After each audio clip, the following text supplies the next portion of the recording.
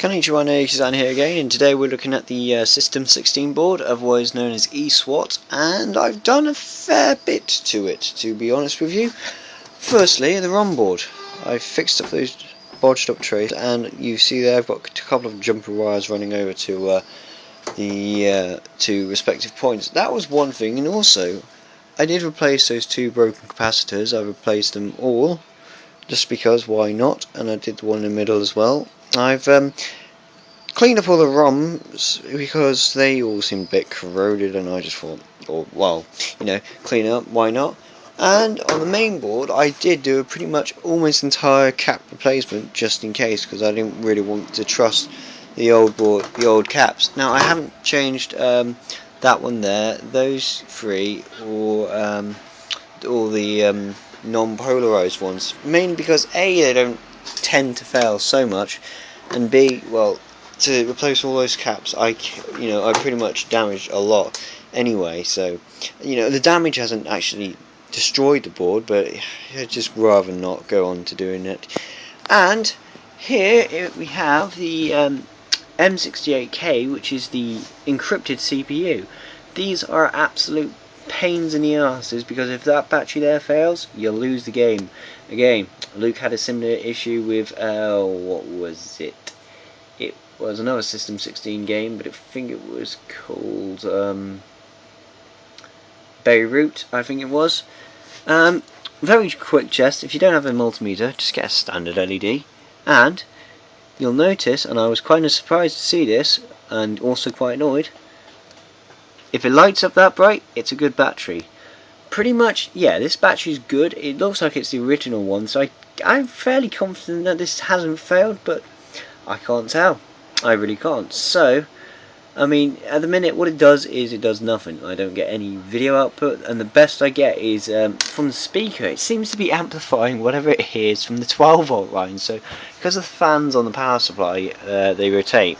They make a bit of noise on the 12-volt line, and the 12-volt line seems to be picking it up and reverberating it through the speaker. So I'm getting a nice whirring noise from the speaker. Well, not whirring, but buzzing noise. So, yes. A couple of things I can think of is that the sound has an issue.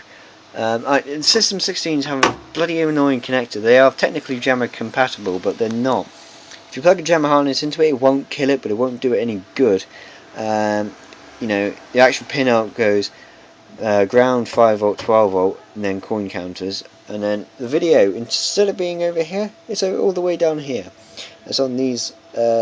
These are the two grounds, and there's there's 2 pins here which are your video, and then it goes on up into various different things. It's a weird configuration. I don't know what's going on with that.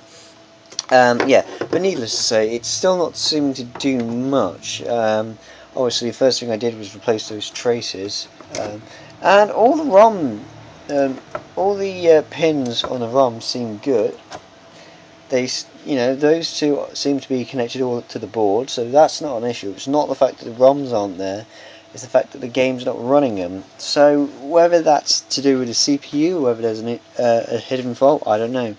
I think the next step, though, is to see if I can get a non-encrypted CPU, because they are just standard M68Ks, and I dare say that you might be able to replace them with a Mega Drive one, and reason being is because Mega Drive CPUs fit this socket. Do they work? Well, that's the question. I'll have to figure out. Also, I'd need to get 2 replacement ROMs. I've got the actual ROM files, but I don't have an EEPROM burner, and I don't have EEPROM. So yeah, I suppose that's one thing. The other thing is, well, I don't know.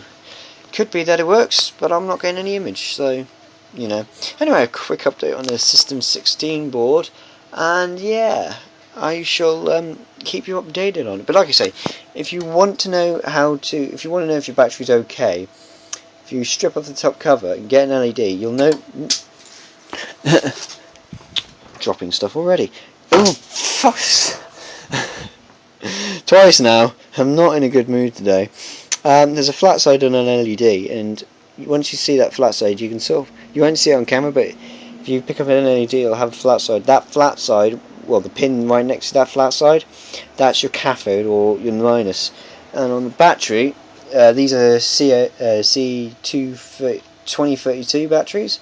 So what you do Literally, you get your what was it?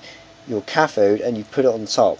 So the short, if you've got a brand new LED, the shorter leg will be your cathode. If you don't have a brand new LED, the one with the flat side. So you put the flat side on the top, and then this longer leg here, that goes to the other pin, the other wire, and it will light up. Now that's pretty good, and I did test the battery already. It's flicking, but that's just I'm not holding it right. The battery itself is reading about 3 volts, which is fine. If it starts getting a bit dim, then you've got an issue, and then you you'd either need to replace that battery, or you need to get an unencrypted CPU, because as far as I know, you can't actually reprogram the RAM. Once they program these things, you're screwed.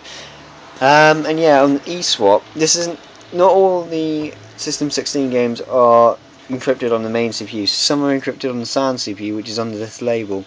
Under there is a standard Z80 CPU, so but obviously same method applies for checking that. Anyway, I've rambled on long enough. I've got a really annoying, not throat infection, but just an awful taste in my mouth, and it's from my lunch anyway. So I don't really want to speak so much in a minute. But yeah, I'll keep you posted on this, and probably get some more ROMs, and we'll see what happens. So thank you for watching.